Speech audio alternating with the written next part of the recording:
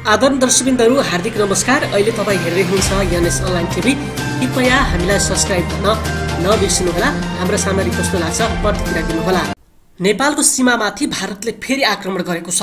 दर्शकबिन्दुहरू, नेपालीहरू कोरोना भाइरसको संक्रमणसँग जुधिरहेको बेलामा त्यसकै मौका छोपेर भारतले नेपाली भूमिमाथिको आधिपत्य जमाउन फेरि खोजिरहेको छ।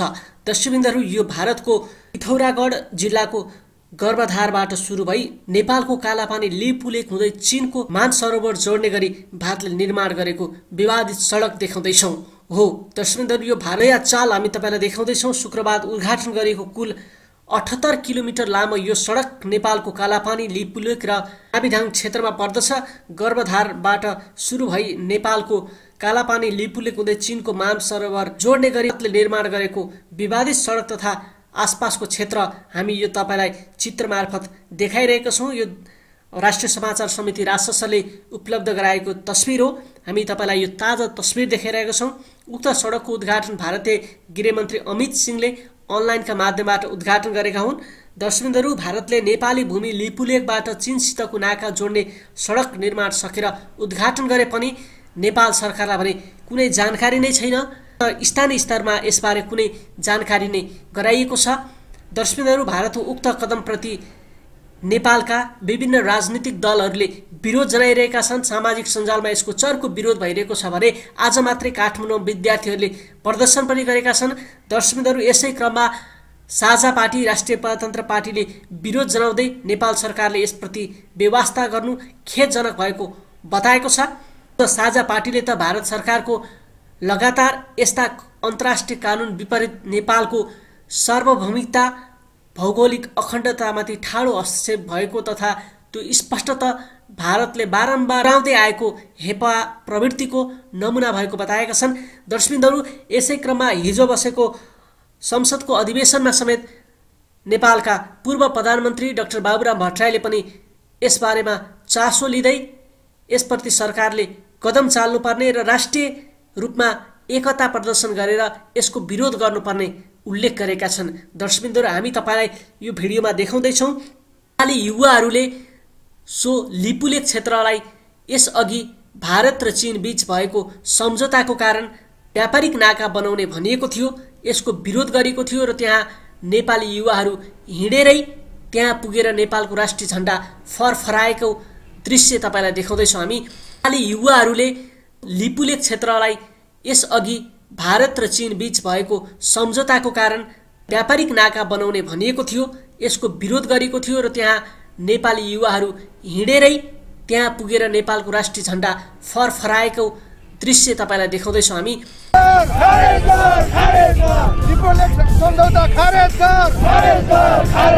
लिपुलेक नेपालको हो, लिपुलेक नेपालको हो। दर्शकबिन, तपाईँ देख्न सक्नुहुन्छ राजधानी काठमाडौँबाट लिपुलेक जागरण अभियान लिएर निस्केको टोली यतिखेर दार्चुलाको ब्यास गाविसमा आइपुगेको छ र ब्यास गाविसको यो दृश्य निकै जोखिम मोलेर मानिसहरूले यात्रा गर्नुपर्ने अवस्था छ। र यो ठाउँमा हाम्रो आफै हिमालयमा आएर आफै हाम्रो भनेर गब्रेको मान्छे पनि हामीलाई धम्काउँदा हामीलाई त्यो टिप्न दिँदैन। त्यो पारी गर्वेबाट मान्छे आएर त्यो हाम्रो हिमालय आफैमा केरा टिपेर जान्छ।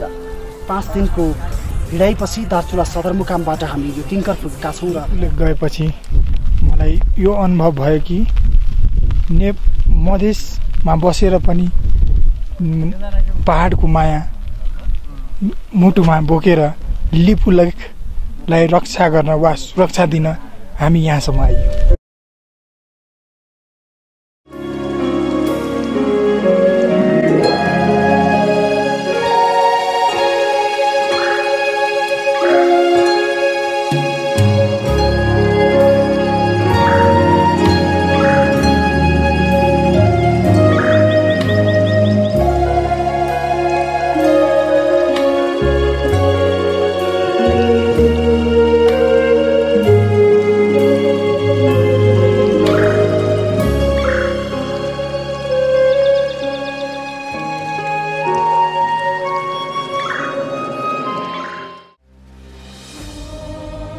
नेपाल विश्वमा कहिल्यै कसैको गुलाम नबनेको देश, बरु नेपाली सपुतहरू भोको पेटमा भाला गुलेली र तरवारले नेपाल र नेपाली विरुद्ध आइलाग्ने माथि जाइलाग्न तयार भए, तर स्वाभिमानका लागि कसैका अगाडि डगमगाएन। नेपाल सगरमाथा, गौतम बुद्ध र सीताको देश, सुन्दर कलकलाउँदा झरना, तराईका समतल फाँट र नेपालको आफ्नै विरासतले विश्व मानचित्रमा बहादुर गोर्खालीको देश भनेर चिनिन्छ नेपाल। सुगौली सन्धिपछि 1,47,181 वर्ग किलोमिटर भूभागमा खुम्सिएको नेपालले पटक पटक सीमाको समस्या झेल्दै आएको छ। दुई ठूला देश चीन र भारतको सीमासँग जोडिएको नेपाल छिमेकीकै गलत नियत र आक्रमणले प्रत्येक दिन आक्रान्त छ। कहिले दार्चुलाको कालापानी त कहिले सुस्ता त कहिले इलामको पशुपति नगर भारतीय कब्जामा पर्यो।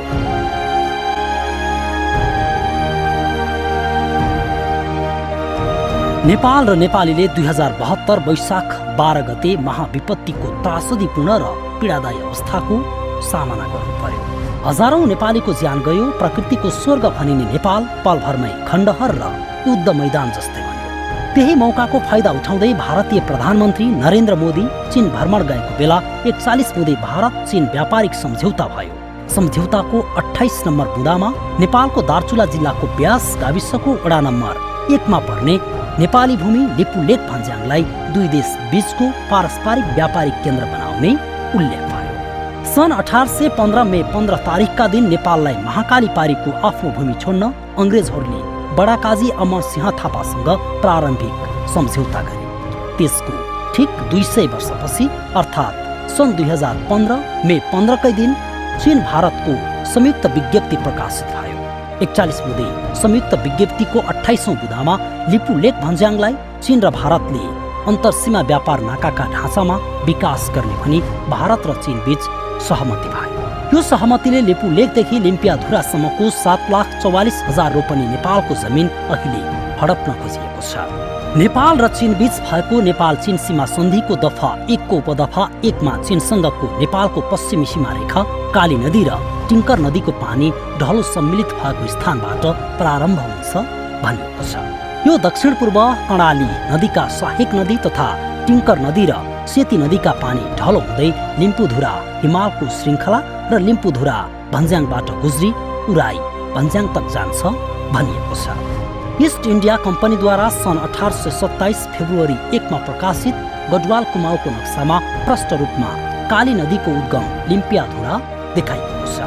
बेलायतबाट सन् 1830 मा प्रकाशित भएको अर्को नक्सा 1846 फेब्रुअरी 16 मा लन्डनबाटै प्रकाशित नक्सा लगायत त्यस बेलाका सम्पूर्ण दस्तावेजमा काली नदीको मुहान लिम्पियाधुरा उल्लेख छ। नेपाल भारत बीचको पश्चिमी सिमानाको सबैभन्दा उच्चो भाग समुद्री सतहबाट 6180 मिटर अग्लो भएको प्रष्ट उल्लेख गरिएको छ, जबकि लिपुलेक भन्ज्याङको उचाइ 5098 मिटर र लिम्पियाधुराको उचाइ 5532 रहेको छ भने लिम्पियाधुरासँगै जोडिएको पश्चिमतर्फ रहेको अर्को पहाडको उचाइ 6180 मिटर रहेको छ। यसले पनि लिपुलेक नेपालकै हो, तर नेपालकै भूमिका विषयमा पराईले सम्झौता गर्दा पनि नेपाल सरकारले कुनै आधिकारिक धारणा सार्वजनिक गरेको छैन। छिमेकीले खेतको आली मिच्दा तपाईँ हाम्रो कति धेरै चित्त दुख्छ। सहन गर्न नसकेर गाउँघरतिर अझै पनि छिमेकी बीच हुने तनाव हाम्रो सामाजिक व्यवहारभित्रै पर्छ। घर खेतको आँठो मिचिँदा त यति धेरै चित्त दुख्छ भने देशको सिमाना छिमेकीले मिच्दा कुन नेपालीको मन छ्याछ्या नहोला। साम्राज्यवादी र विस्तारवादी शक्तिहरूले नेपाली भूमिमा कहिल्यै च्याउन पाएन, तर आज हाम्रो छातीमा छिमेकीले परेड खेल्दैछ। नेपालको राजनीतिमा समेत नियन्त्रण गरेको एउटा छिमेकी भारतले हाम्रो भूमि दार्चुलाको लिपुलेक कब्जा गरेको छ। प्रतिकूल मौसमका बीच दार्चुलाबाट लिपुलेक जान नसक्ने आकलन धेरैको थियो र नजान सुझाव पनि आयो, तर हामीलाई जसरी पनि पुग्नु थियो र ठहराउनु थियो।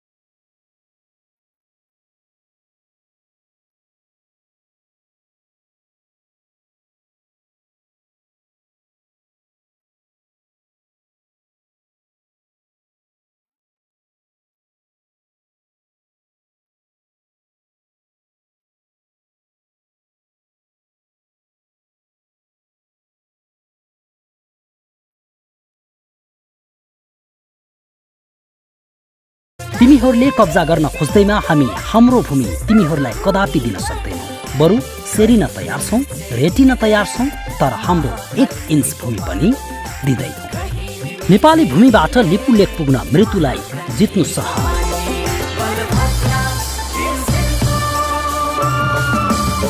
हामी मृत्युलाई जित्दै दार्चुलाको ब्यास गाविस वडा नम्बर 1 मा पर्ने लिपु भन्ज्याङको 1 नम्बर पिल्लरसम्म पुग्यौँ।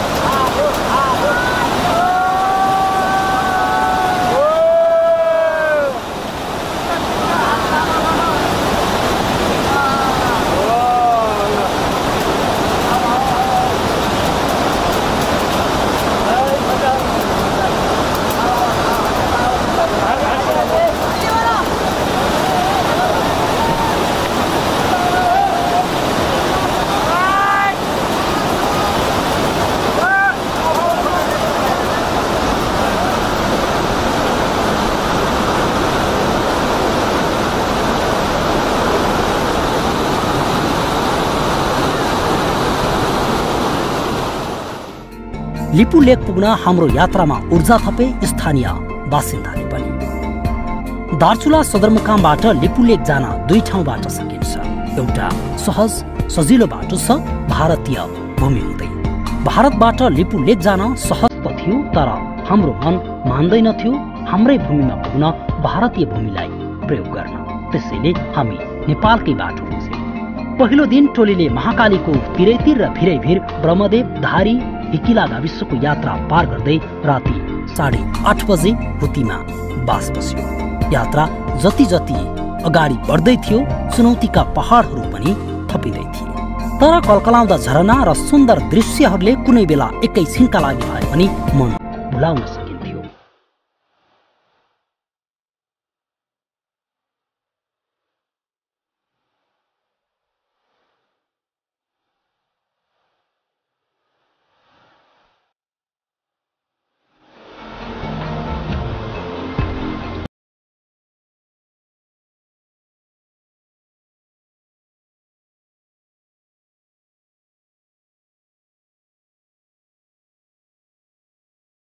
गाउँ हुँदै साँझ 7 बजे राप्लाको समनडीमा बास बस्दै रोकिन्छ।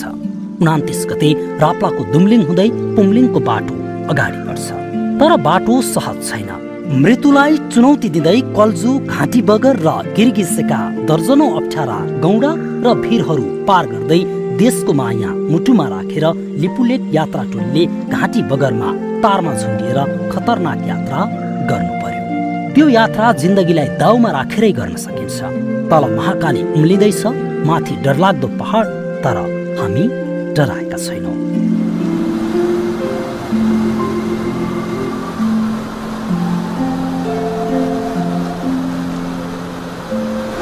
दर्शकबिन, तपाईँ देख्न सक्नुहुन्छ राजधानी काठमाडौँबाट लिपुलेक जागरण अभियान लिएर निस्केको टोली यतिखेर दार्चुलाको ब्यास गाविसमा आइपुगेको छ र ब्यास गाविसको यो दृश्य निकै जोखिम मोलेर मानिसहरूले यात्रा गर्नुपर्ने अवस्था छ।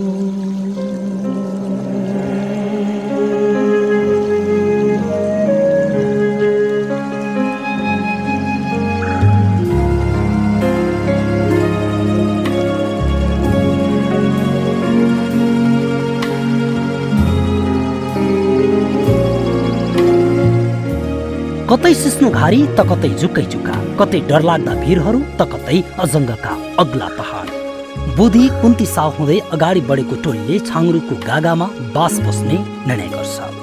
बास बसेकै ठाउँमा भारतीय एसएसबीका अधिकारीले वार्ता गर्ने प्रस्ताव गर्छन्, तर त्यो प्रस्ताव हामीले अस्वीकार गर्छौँ। हिमालको काखैमा रहेको ब्यास गाविसको बसाइपछि टोली अर्को दिनको यात्राका लागि अघि बढ्छ। त्यहाँ भारतीय एसएसबीले हामीसँग वार्ता गर्ने प्रस्ताव नेपाल प्रहरीबाट पठाए, तर हामीले अस्वीकार गर्यौं। यार्सा गुम्बाको भण्डार अपि काख भए पनि भारतीय नागरिकहरू आएर लुट्ने र नेपाली भूमिलाई समेत आफ्नो भनेर दावी गर्ने गरेको स्थानीय दुखेसो पोख्छन्। यो ठाउँमा हाम्रो आफै हिमालयमा आएर आफै हाम्रो भनेर गब्रेको मान्छे पनि हामीलाई धम्काउँदा हामीलाई त्यो टिप्न दिँदैन। त्यो पारी गर्पेबाट मान्छे आएर त्यो हाम्रो हिमालय आफैमा केरा टिपेर जान्छ। त्यो पनि हामीलाई आवश्यकतै छ। हाम्रो नेपालले टिप्न नपाउने होइन, इन्डियन मान्छेले आएर टिप्न पाउँछ। त्यो कुरा हो हजुरको। चाकु देखाउने अनि गाउँ कुरा गरिराख्ने होइन, नेपालीलाई हाम्रो भन्ने नेपालमा आएर त्यस्तो कुरा गरिरहेको छ हजुर। ल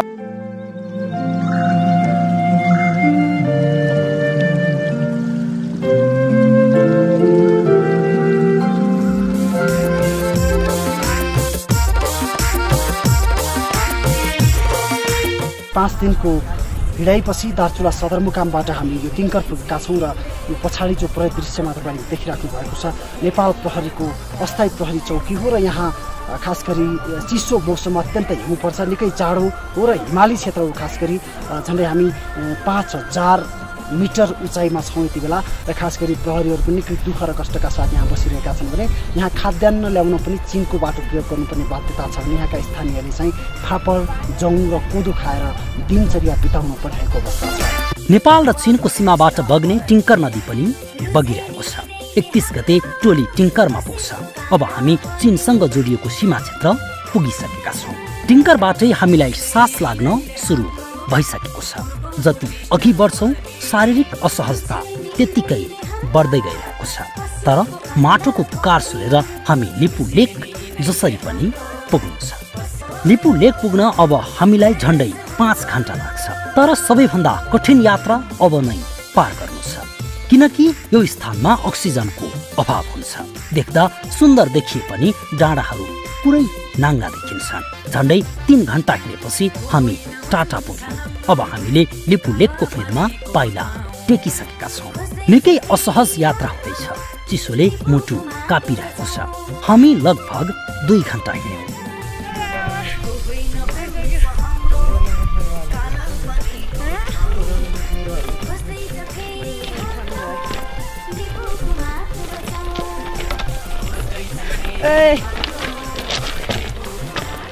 पुरै पहाडहरू हिउँले ढाकिएका छन्। प्रकृतिले हामीसँग बेला बेला आफ्नो रूप परिवर्तन गरेर मजाक गरिरहेको छ। हामीले देखिसक्यौं लिपु भन्ज्याङको एउटा कुना नेपाल चीन सीमा स्तम्भ पिल्लर नम्बर 1। ब्रह्मदेव, हुती, धारी, हिकिला, बुद्धि, दुम्लिङ, हुम्लिङ, घाटबगड, टिङ्कर, टाटा हुँदै हामी पिल्लर नम्बर 1 मा पुग्यौं। 1 नम्बर पिल्लरसम्म पुग्दा कतै बाँदर लड्ने भिर थिए त कतै अग्ला पहाड। बाटो थिएन, हामी आफैले बाटो बनाउँदै अगाडि बढ्यौं। हाम्रो उद्देश्य थियो लिपु लेक पुग्ने र छिमेकीले मित्रताको नाममा रोपेको तीरको घाउ देशका शासकलाई देखाउने। निकै कष्टपूर्ण यात्रापछि हामी लिपु भन्ज्याङको पिल्लर नम्बर 1 मा पुग्यौं। लिपु भन्ज्याङको पिल्लर नम्बर 1 बाट हाम्रो देश यस्तो देखिँदो रहेछ। काठमाडौँबाट 10औं दिन लिपु भन्ज्याङको एक छेउ पुगेको टोलीले 1 नम्बर पिल्लरमा राष्ट्रिय झण्डा फहराउँदै कार्यक्रम गरी राष्ट्रियताको नारा लगाए।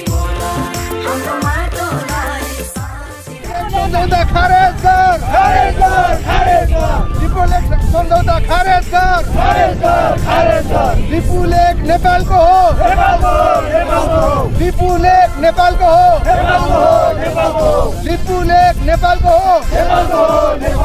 भारत चीन खबरदार, नेपालको सिमानाको 1 नम्बर स्तम्भ अगाडि उभिएर हामीले भारत र चीनको बीचमा भएको सम्झौता जेठ 1 गते भएको सम्झौता जुन यो लिपु लेक यही मैदानमा भारत र चीन मिलेर हाम्रो मैदानमा हाम्रो भूमिमा सडक बनाउने जुन घोषणा गरेका छन् त्यसको विरुद्ध ललकार्न त्यसका विरुद्ध धावा बोल्न हामी उनीहरूकै जसले सम्झौता गरेका छन् त्यही ठाउँमा आएर उनको सिमानामा आएर हामी चुनौती पेश गर्न चाहन्छौँ र हामी के भन्न चाहन्छौँ भने लिपुलेक नेपालीको हो, नेपाली जनताको हो, नेपाल राष्ट्रको हो र नेपाल राष्ट्रका शासकहरूले कुनै पनि किसिमको कूटनैतिक अन्य प्रकारका पहलहरू गरेका छैनन् यो हामीले देखिरहेका छौँ र यो अभियान भनेको कि सारा प्रतिगामी तत्त्वका विरुद्ध प्रतिगामी शक्तिका विरुद्धको आवाज हो। यो आवाज बुलन्द गर्न हामी आज 5098 मिटरको उचाइमा हामी यहाँ उपस्थित भएका छौँ। हामी नेपाल चीनको एउटा सिमानामा आइपुगेका छौँ र म तपाईँहरूलाई के भन्न चाहन्छु कि आग्रह गर्न चाहन्छु सबै साथीहरूलाई के अनुरोध गर्न चाहन्छु भने यो हाम्रो अभियानको पहिलो उद्देश्य भनेको तपाईँको चीन र भारतलाई खबरदारी गर्ने हो। त्यसकारण हामी यहाँ आएर खबरदारी गरिरहेका छौँ। दोस्रो उद्देश्य भनेको यो हाम्रो जे चीन र भारत बिचमा गत जेठ 1 गते नेपालको लिपुलेक भन्ज्याङलाई दुई देशबिचको व्यापारिक नाका बनाउने भन्ने जे सहमति भएको छ त्यो सहमति खारेज गराउने हाम्रो अर्को उद्देश्य हो भने हाम्रो अर्को अन्तिम उद्देश्य भनेको तपाईँको चाहिँ यो कुरालाई अन्तर्राष्ट्रियकरण गरेर त्यसपछि यो सहमतिलाई खारेज गर्नको निम्ति अन्तर्राष्ट्रिय हिसाबले दबाव सिर्जना गर्ने कूटनैतिक हिसाबले पहल गर्ने र यो कार्यक्रमलाई सफल बनाउने हाम्रो उद्देश्य हो। त्यसो भएको हुनाले म यो कार्यक्रम यो यहाँबाट म के घोषणा गर्न चाहन्छु भने हामीलाई के थाहा छ भने यो लिपुलेक भन्ज्याङदेखि यतापट्टि पर हाम्रो लिम्पियाधुरा छ। त्यो लिम्पियाधुरा भन्दा ओतिर कालापानी छ र कालापानी भन्दा अलि ओतिरदेखि यो लिपुलेकको यो सिमाना हो र यो हिम श्रृङ्खला सुरु हुन्छ र यो लिपुलेक भन्ज्याङ सुरु हुन्छ। त्यसो भएको हुनाले लिपुलेक भन्ज्याङको एउटा छेउमा बसेर हामीले दुवैतर्फ खबरदारी गरिरहेका छौँ। यहाँ धेरै साथीहरूलाई परेको छ र धेरै मिडियाका साथीहरूले नै परेको छ। हाम्रो अभियान टोलीलाई नै परेको होला। यो अभियान भनेको खालि भारतका विरुद्ध मात्रै लक्षित अथवा भारतका विरुद्ध मात्रै हाम्रो हो। त्यसकारण चाहिँ हामी अझ उता कालापानीतिर अझ लिम्पियाधुरातिर जानुपर्ने भन्ने प्रकारको अलिकति बुझाइ पनि छ। यो अभियान भनेको तपाईँलाई के थाहा छ भने यो गत जेठ 1 गते जे भएको छ त्यो चीनमा भएको 41 बुँदामा त्यो सहमति भयो। त्यसको 28 नम्बर बुँदामा भएको यो सहमति भएको हुनाले खबरदारी यता दक्षिण के अरे उत्तरतिर नै हो, खबरदारी चीनतिर पनि हो। सबै साथीहरूले बुझ्नुपर्ने कुरा हामीले यतातिर पनि खबरदारी गरिरहेका छौँ र यतातिर नै हामीले खबरदारी गरिरहेका छौँ र हामीले यो अभियान टोलीमा विभिन्न कठिनाइहरू पार गरेर यहाँ आइपुगेका छौँ। चिसोले ओठहरू पठ्याउँदैछ, हामीलाई पिल्लर नम्बर 1 ले हिँड्दैछ र सोच्दैछ नेपालीमा नेपालीपन अझै बाँकी रहेछ र यस्तो कठिन यात्रा गरेर मलाई भेट्न आए। हामीले लिपुको पुकार त सुन्न सकेनौँ तर महसुस गर्न सक्छौँ हाम्रो राष्ट्रियताको यात्रा रुकेको छैन। अब जनतालाई जनचेतना दिने जागरण अभियानमा सरिक गराउने कुरा एउटा महत्त्वपूर्ण कुरा हो।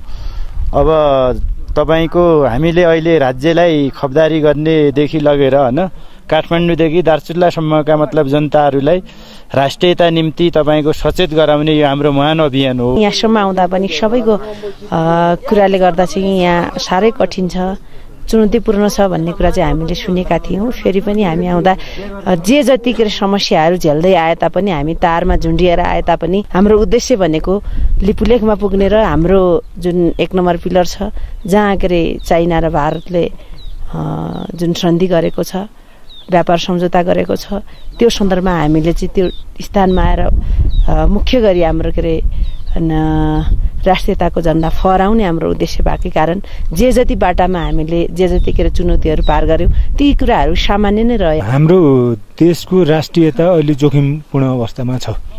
अहिले लिपुलेक मात्र होइन धेरै ठाउँमा मिचिएको छ, त्यो कुरा सत्य हो। हामीले विगतलाई हेर्नुपर्छ, हाम्रो हिस्ट्रीलाई हेर्नुपर्छ जस्तो लाग्छ मलाई यसको यो सन्दर्भ जोड्नुभन्दा अगाडि नै। किनभने इन्डिया र चाइना विगतमा पनि उनीहरू विभिन्न साम्राज्यका अगाडि उनीहरू दास भएर बसे होइन, साम्राज्यवादीहरूको अगाडि उनीहरू झुके, त्यहाँ साम्राज्य आफूलाई अखडाहरू जमाए र उनीहरूले ती साम्राज्यवादी ब्रिटिसको उनीहरूले जुठो खाएर उनीहरूको अगाडि झुकेर उनीहरू लामो समयसम्म त्यहाँ बसे र तिनीहरू ब्रिटिस गइसकेपछि पनि हाम्रो स्वतन्त्र देश सार्वभौम देश नेपाललाई हामी सधैँ विदेशीको अगाडि सधैँ लड्दै आयौँ। आज लिपुलेकसम्म जुन हामी झन्डा फहराएका छौँ होइन, यसले अवश्य पनि आम नेपाली समुदायमा आम नेपाली जनतामा एक खालको सन्देश दिएको छ। राष्ट्रियता वास्तवमा गम्भीर अवस्थामा परेको छ भन्ने कुरा बोध भएको छ। नेपालको झन्डा फहराएर हामी फर्किने र तपाईँको इन्डिया र चाइनालाई एक खालको दबाब दिने हामीले जुन सोचेका थियौँ त्यो एक हिसाबले सफल भएको छ।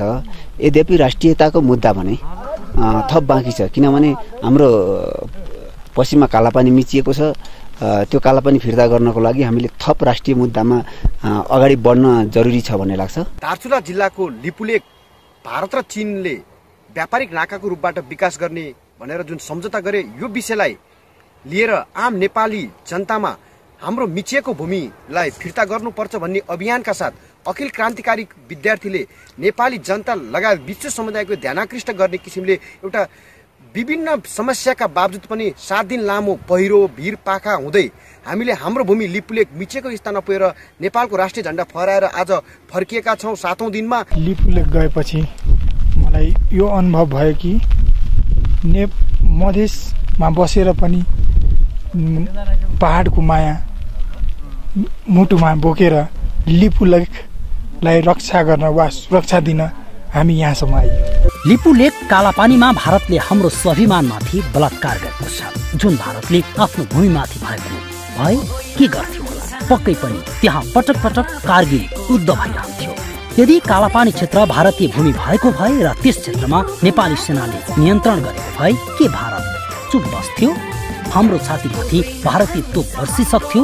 अर्काको भूमिमाथि कब्जा गर्न खोज्दै हुँदै हामी विश्वमै बदनाम राष्ट्रको रूपमा प्रसारित गरिएका हुन्थ्यौँ। स्थिति त्यसको ठिक उल्टो हो। अहिले त हाम्रो कालापानीमाथि भारतीय सेना बसेका छ। हाम्रो आकाशमाथि भारतीय सेनाका लडाकु हेलिकप्टरले उडान भर्छ। तर सरकारमा बस्नेहरूको मुटु छुँदैन र दुख्दैन। त्यसैले त जाल साझी गर्दै लिपुलेक कालापानीको अस्मिता लुटिन्छ। के तपाईँ हामी राष्ट्रियताको यो लडाईँमा सहभागी नहुने? ताजा समाचारको लागि प्लिज लगइन yanesonlinekhabar.com। ताजा भिडियोहरू हेर्नको लागि हामीलाई सब्स्क्राइब गर्न नबिर्सनुहोला अनि बेल बटनमा क्लिक गरेपछि हाम्रा नयाँ भिडियो हेर्न सक्नुहुनेछ।